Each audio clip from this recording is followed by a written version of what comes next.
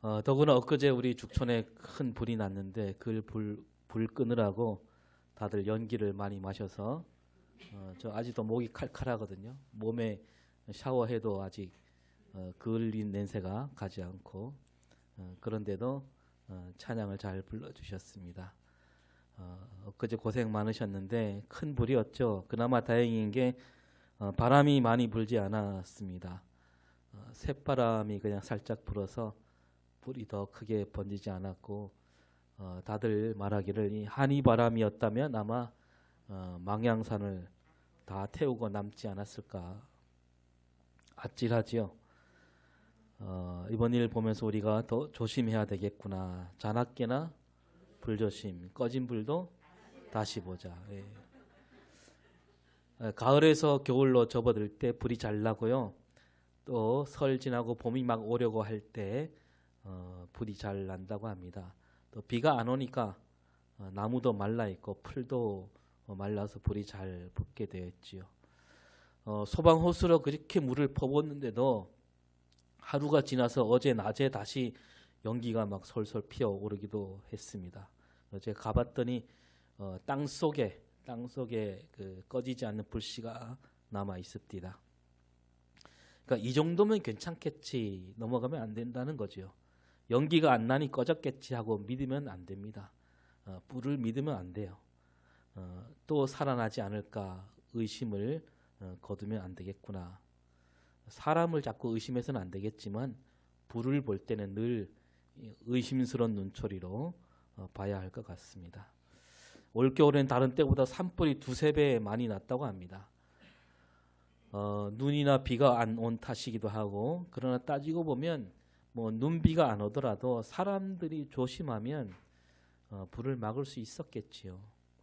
작은 불씨 하나라도 그냥 넘어가면 안 된다. 그런 마음.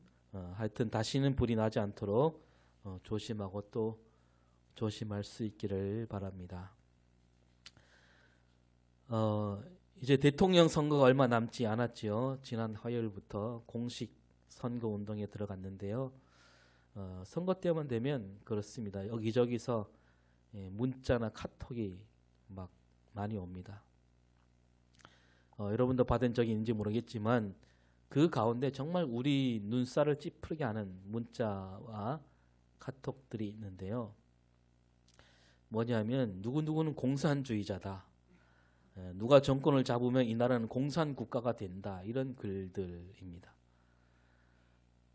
제가 그런 글을 볼 때마다 생각 같아서는 그런 글을 퍼나르고 하는 사람하고 끊고 아예 그냥 친구 관계를 끊고 지내고 싶지만 또 차마 그러지 못하고 그냥 읽지도 않고 지우곤 하는데, 왜 이렇게 선거 때만 되면 이런 말도 안 되는 글들이 돌아다닐까?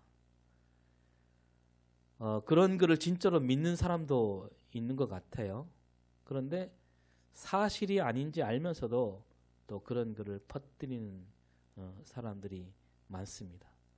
그러니까 그렇게 글을 퍼나르면 선거에 도움이 되겠다 싶은 거죠.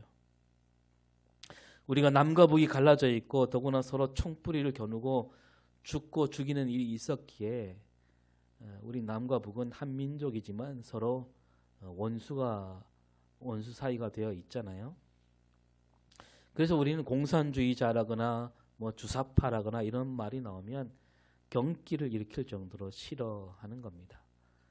서로 죽고 죽이는 싸움, 이 전쟁이 있었기 때문에 또 그렇게 갈라진 채로 수십 년째 지내고 있기 때문에, 그래서 어느 한쪽이 무슨 말을 하면 서로 그 말을 믿을 수가 없는 거죠. 무슨 일을 하면 믿겠습니까? 서로 안 믿습니다.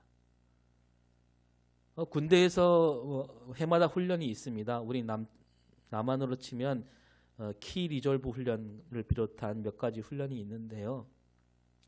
우리가 그런 훈련을 하게 되면 저 북쪽에서도 그때 맞춰갖고 거기에 맞춰서 훈련을 하게 됩니다. 왜 그렇겠습니까? 그냥 우리는 훈련인데 훈련하다가 그 기세로 쳐들어올까 봐. 우리도 마찬가지입니다. 북한에서 어떤 훈련을 한다 그러면 우리도 거기에 맞춰서 대비 훈련을 하게 되는 거죠. 서로 믿지 못한다는 증거예요. 시험 삼아 전투기 한 대가 뜨잖아요. 전투기 한 대 뜨면 저쪽에서도 같은 전투기를 띄웁니다. 왜 그렇습니까? 서로 믿지 못하기 때문입니다. 서로 싸운 경력이 있고 헐뜯은 경력이 있고 갈라져 있는 그런 상태이기 때문에 그 훈련에 드는 비용이 어마어마하거든요. 그런데도 그렇게 서로 믿지 못해서 그런 일을 벌이고 있습니다. 우리 일상생활에서도 마찬가지죠. 내 편, 네 편 나누어 싸운 일이 있으면 서로 하나 되기가 어렵습니다. 싸운 다음에는 아무리 좋은 뜻으로 손을 내밀어도 곱게 받아들이기 어려워지게 마련이죠. 서로 생각이 다를 수는 있잖아요. 다르면 자꾸 만나서 얘기하고 생각을 나누면 되는데 생각이 다르다 해서 갈라져서 싸우는 일. 하여튼 싸움을 막아야 되는 거죠. 그런 일이 없어야 됩니다. 이 갈라디아서에서는 이런 일을 가리켜서 당 짓는 것이라 하면서 이렇게 서로 갈라지는 일을 벌이는 사람은 하나님 나라 유업으로 받을 수 없다라고 말씀합니다. 오늘 우리가 읽은 고린도 후서는 바울이 고린도 교회에 보낸 편지인데요. 바울은 이 편지를 쓰면서 무슨 말을 하고 있냐면 나를 믿어달라 이런 말을 하고 있습니다. 그게 무슨 말인가 하면 고린도 교회 사람들 가운데 이 바울을 믿지 못하는 사람들이 있다라는 얘기죠. 고린도 전서에서 오늘 고린도 후서인데 고린도 전서에서 바울은 고린도 교회 가겠노라 이런 말을 했습니다. 고린도 전서 16장 5절 6절을 보면 같이 볼까요? 내가 마게도냐를 지날 터이니 마게도냐를 지난 후에 너희에게 가서 혹 너희와 함께 머물며 겨울을 지낼 듯도 하니 이는 너희가 나를 내가 갈 곳으로 보내어주게 하려 함이라. 바울이 가겠다 그랬던 거예요. 고린도에. 그런데 바울이 다른 생각이 생겨서 고린도에 가지 않게 됩니다. 이걸 두고 고린도 교회 사람들은 바울을 아주 못마땅하게 여기는 사람들이 생겨났습니다. 심지어 고린도 교회 사람들 가운데 바울을 사도로 여기지 않는 사람들도 생겨납니다. 그래서 바울이 이 고린도 후서 첫머리에 인사말을 쓸 때 이렇게 합니다. 1장 1절 시작. 하나님의 뜻으로 말미암아 그리스도 예수의 사도된 바울. 예, 거기까지만 봅니다. 하나님 뜻으로 내가 사도가 되었다. 사도에 대해서 의심하고 있으니까 이렇게 말하고 있는 거죠. 또 이 고린도 교회 사람들 가운데 바울이 쓴 편지를 읽고 이 편지는 바울이 쓴 게 아니다 이렇게 말하는 사람들도 있었습니다. 왜냐하면 편지를 받고 보니까 글을 너무 잘 쓴 겁니다. 지나치게 잘 쓴 거예요. 그래서 바울이 거기에 대해서 이렇게 말합니다. 고린도후서 10장 10절 고린도후서 10장 10절 시작. 그래.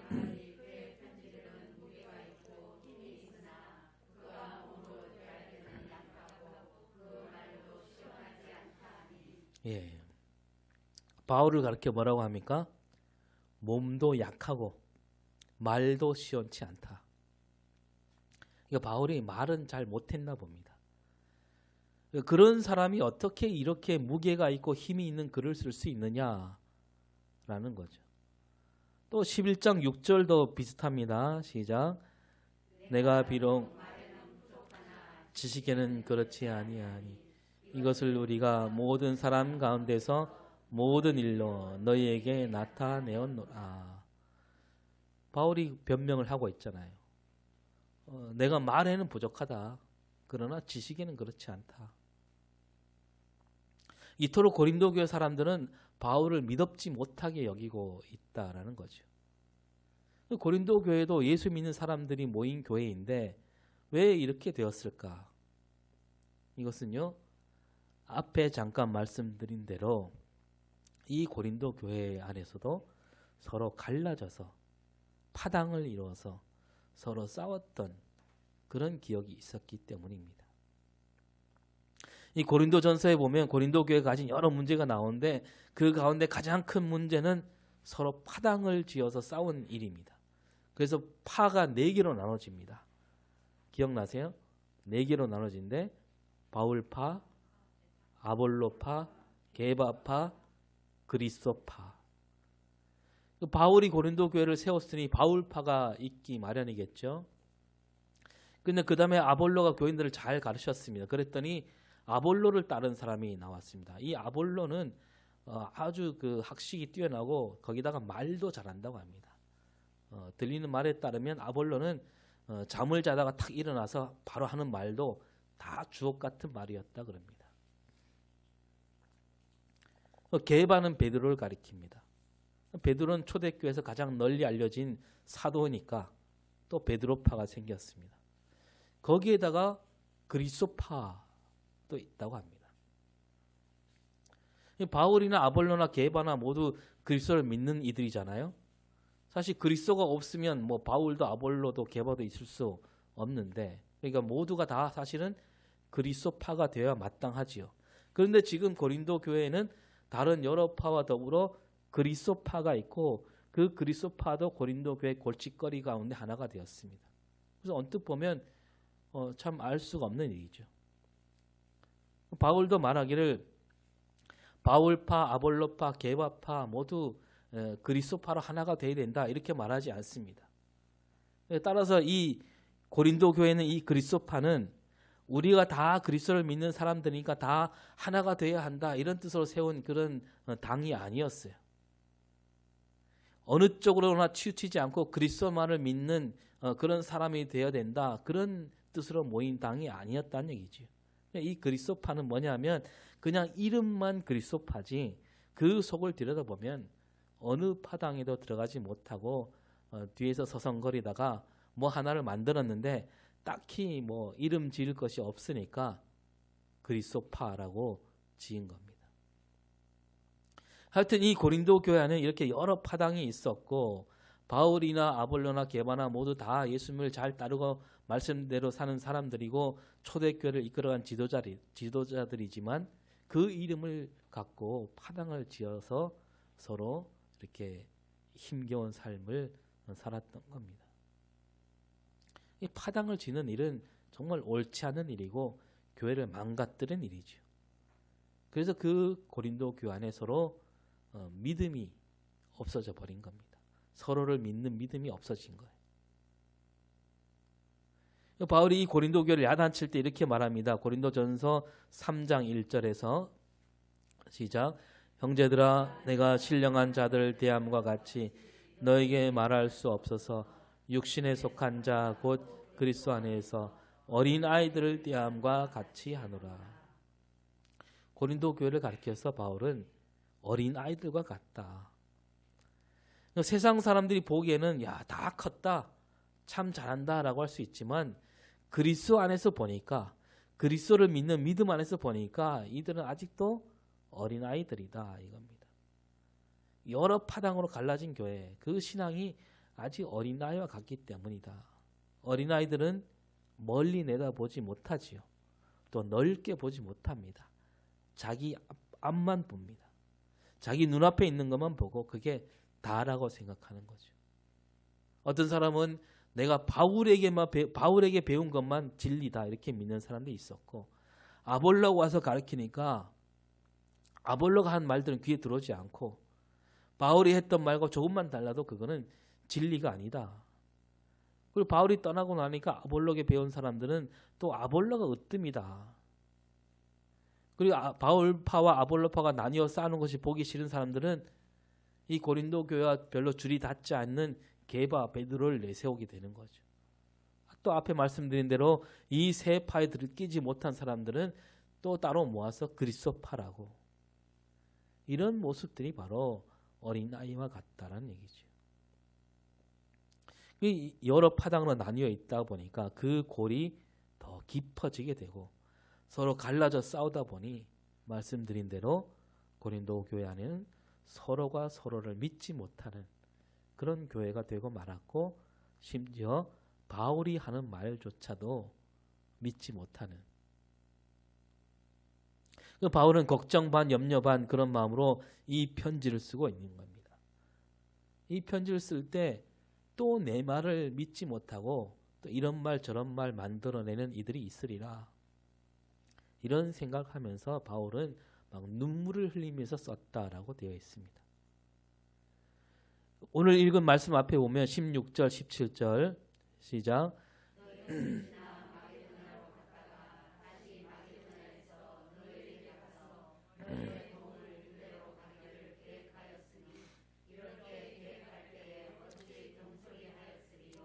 혹 계획하기를 육체를 따라 계획하여 아니라 하느니 내게 있겠느냐. 무슨 말입니까? 내가 겉으로 예하면서 속으로 아니라 고린도에 가기로 한 일 결코 나는 빈말이 아니었다는 얘기입니다. 어떤 다른 속셈을 가지고 한 말도 아니었다. 내 진심을 알아달라 그 말을 하고 있는 거죠. 그리고 뒤에 가면 이제 23절, 24절에 바울이 내가 왜 고린도에 가지 않았는가 이렇게 말하지요. 시작. 내가 다시 것은 너희를 아끼려 함이라.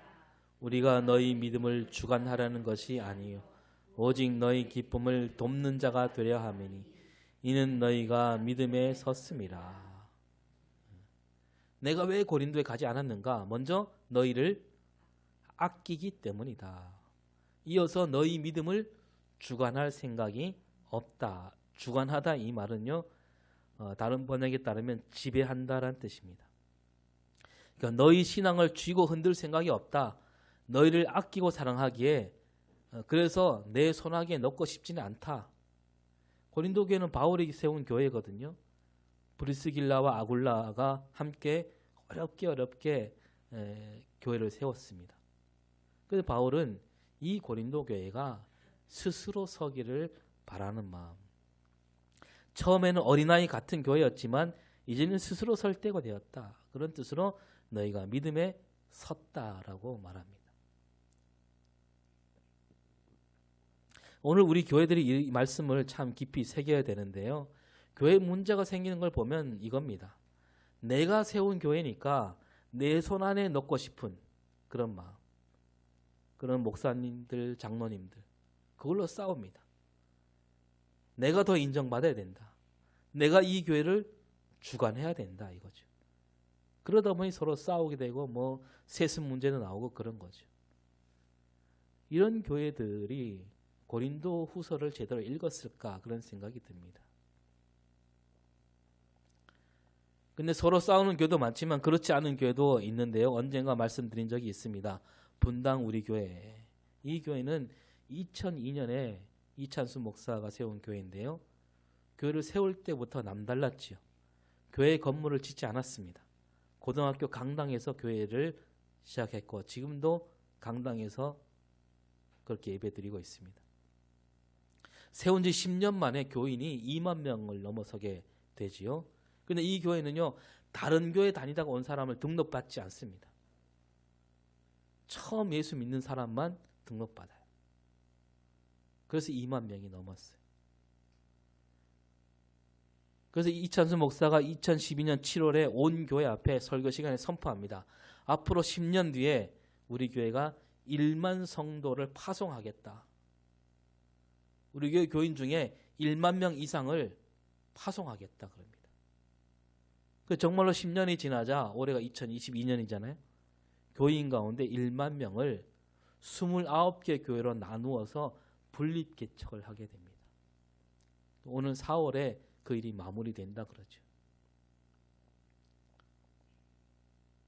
이찬수 목사는 바울이 한 말대로 교회를 자기 것으로 자기 생각으로 주관할 생각이 없었다는 겁니다. 교회를 진정으로 아끼고 사랑하기에 그런 일을 벌이고 있는 거죠. 이런 일들이 우리 한국교회 안에 많이 생겼으면 좋겠다 싶습니다. 바울은 이렇게 고린도 교회를 아끼고 사랑하는 마음으로 교회를 내 것으로 생각하지 않기에 고린도에 가지 않겠다. 그런데 바울이 아무리 이렇게 말해도 고린도 교회 교인들이 잘 믿으려 하지 않을 겁니다. 그래서 23절 아까 읽었지만 그 앞쪽에 보면 이렇게 말하지요. 시작. 내가 내 목숨을 걸고 하나님을 불러 증언하게. 목숨을 걸고 말한다는 거예요. 목숨을 걸고.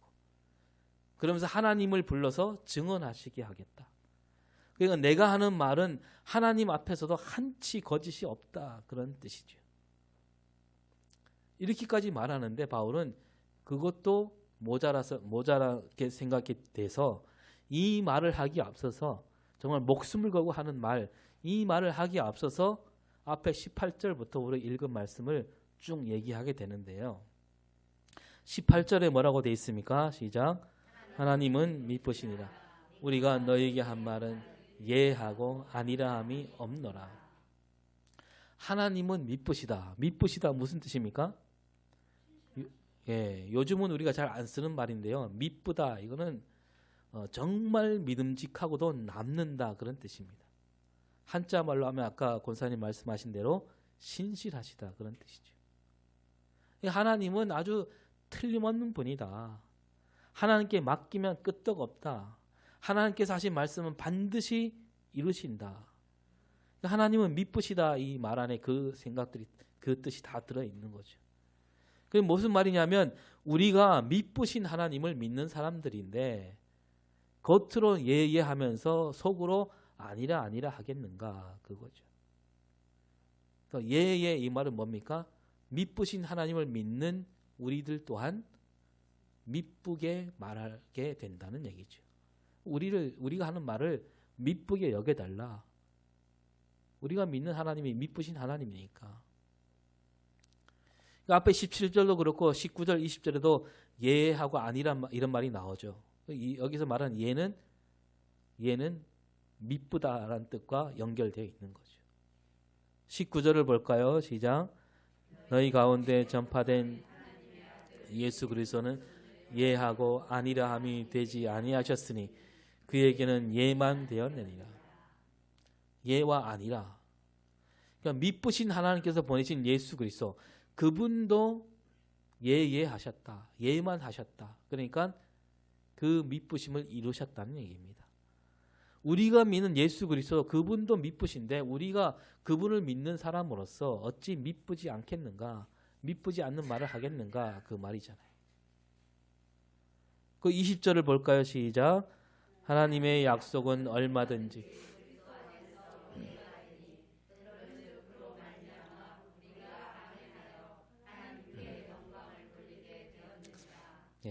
하나님의 약속은 예가 된다. 뭡니까?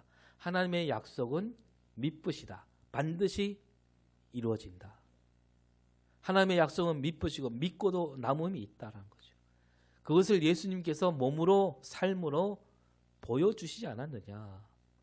그러니 우리가 그 미쁘심을 아멘으로 받고 하나님께 영광을 돌리며 살고 있다라는 거죠. 그리고 21절 22절 시작. 우리를 굳건하게 하시고 우리에게 기름을 부으신 이는 하나님이시니 그가 또한 우리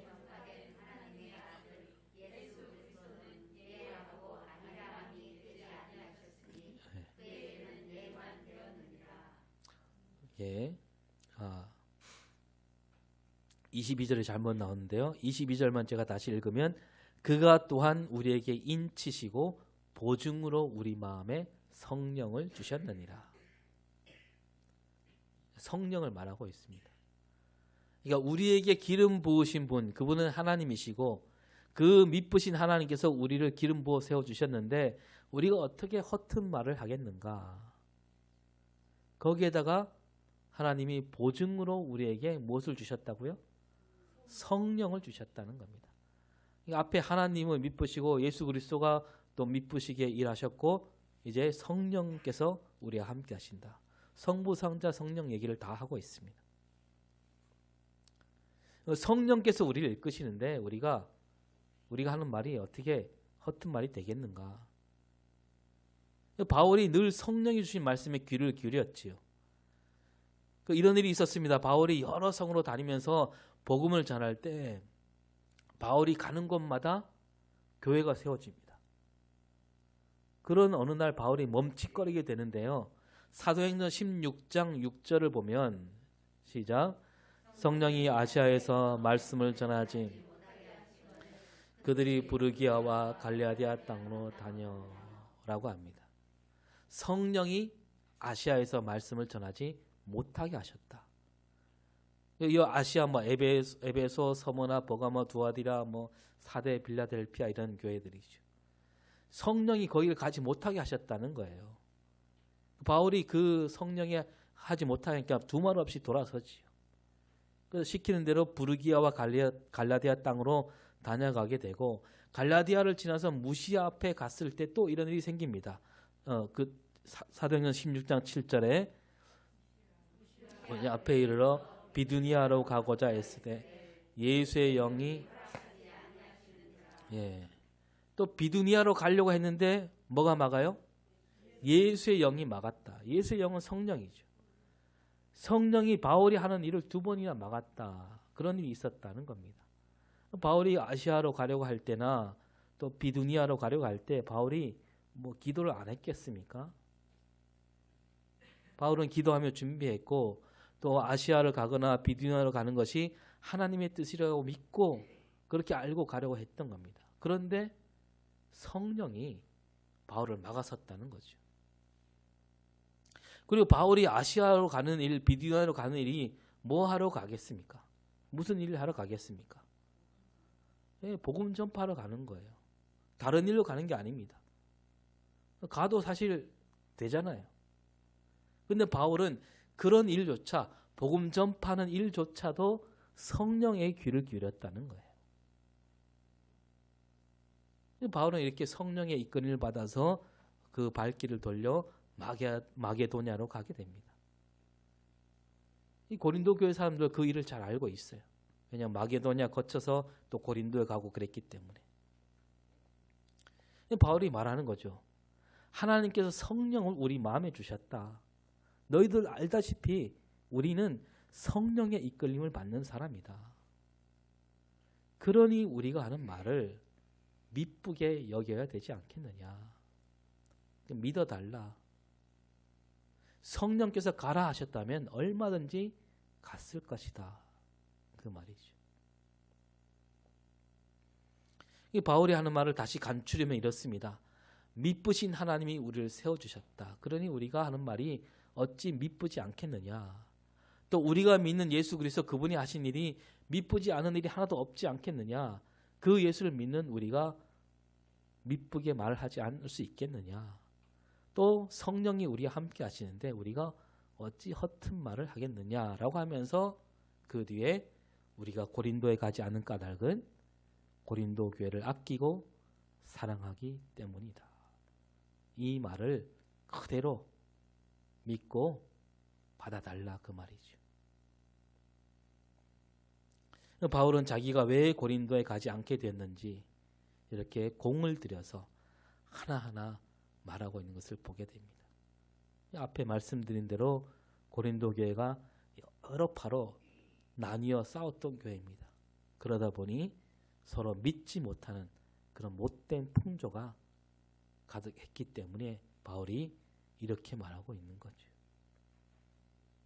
그 바울은 이 말을 하면서 이 고린도 교회가 하루빨리 그 불신을 거두고 하루빨리 믿어온 교회가 되기를 바라고 있습니다. 서로 믿고 믿어주는 교회.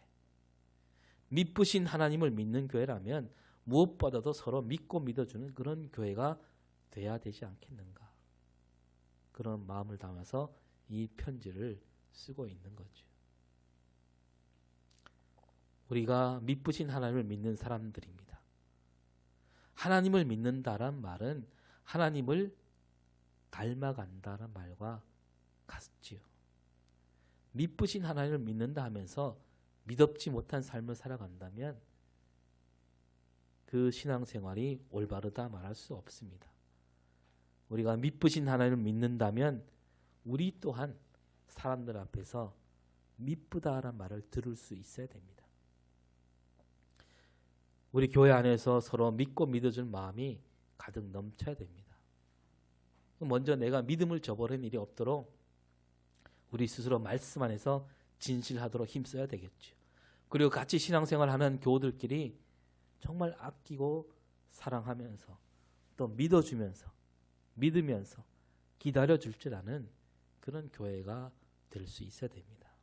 더 나아가서 우리가 세상 앞에서도 정말 믿음직한 사람이 되어야 됩니다. 믿지 않는 사람들이 우리를 볼 때 저 죽촌교회 교인들이 하는 말은 밭으로 매주를 쏜다 해도 믿겠다. 그런 말이 나올 수 있어야 된다는 겁니다. 또한 우리 한국교회가 우리 사회를 믿음으로 이끌어갈 수 있어야 되겠죠.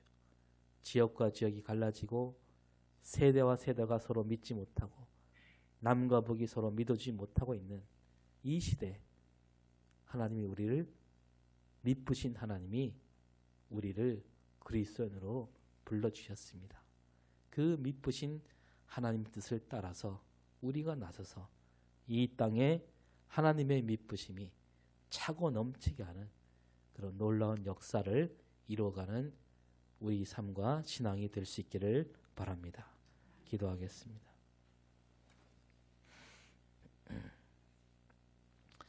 하나님, 우리는 하나님이 믿으신 하나님으로 믿고 있습니다.